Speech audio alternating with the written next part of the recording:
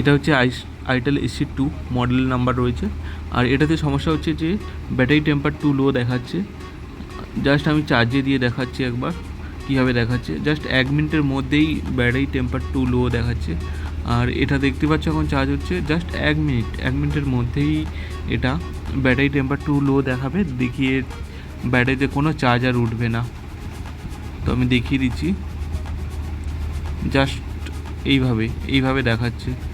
আর পুনরায় কোনো চার্জের সিম্বল চার্জ কোনোটাই হচ্ছে না। তো এটা আমি মাল্টি চার্জার যে রয়েছে এখানে, এতে কোনো অ্যাম্পের শো করছে না চার্জে দেওয়া মাত্রই। এটা আরেকবার দেখিয়ে দিচ্ছি। এই battery low temper don't charge, এই সমস্যা।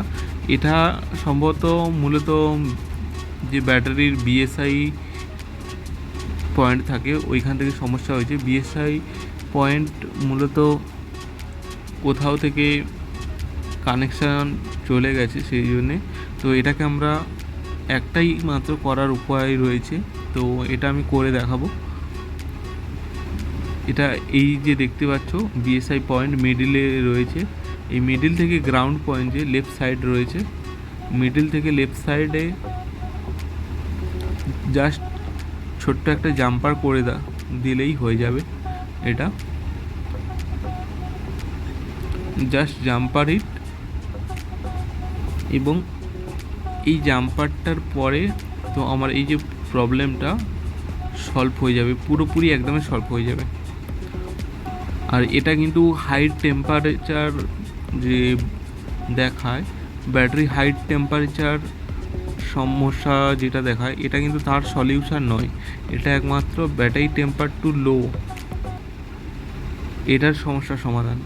হাই টেম্পারের সমস্যার সমাধান আলাদা থাকে। এবং যাদের হাই টেম্পার নিয়ে সমস্যা, ব্যাটারি টেম্পারেচার হাই, তো এটা নিয়ে যাদের সমস্যা তারা অবশ্যই চার্জিং IC রিপ্লেস করে দেখবে, নয়তো কোনো কাজ করবে না, নয়তো জেনা ডায়োড থ্রু টেম্পারেচারটা কাটাতে হবে। তো এটা ছিল লো টেম্পারেচারের ভিডিও, এবং ভিডিওটা কেমন লাগলো সবাই অবশ্যই কমেন্ট করে জানিও। Thanks for watching my videos. আর যারা এরকম ভিডিও দেখতে পছন্দ করো তারা অবশ্যই চ্যানেলটাকে সাবস্ক্রাইব করে রেখো, এবং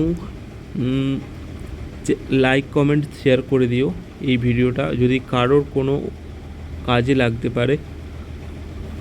আর এইরকম ভিডিওগুলো অনেকেই পছন্দ করে না, তো তার জন্য আমার কোনো কিছু করার নেই। এই ছোটোখাটো প্রবলেমগুলোই অনেকেই কেউ পারে না, তো সেই জন্যই ভিডিওটা বানানো। আর আশা করি ভিডিওটা সবার হেল্পফুল হবে। যারা মোবাইল রিপেয়ারিংয়ে কাজ করতেছো তাদের জন্যে বহুত হেল্পফুল হবে। তো thanks for watching my video. আর দেখতে পাচ্ছ এখন চার্জিং মেশিনের যে রয়েছে, তো এটাতে এখন 2 অ্যাম্পিয়ার নিচ্ছে চার্জ, বর্তমানে নিচ্ছে এখন 2 অ্যাম্পিয়ার করে। আর এটা কাজটা পুরোপুরি সাকসেসফুল হয়ে গেল।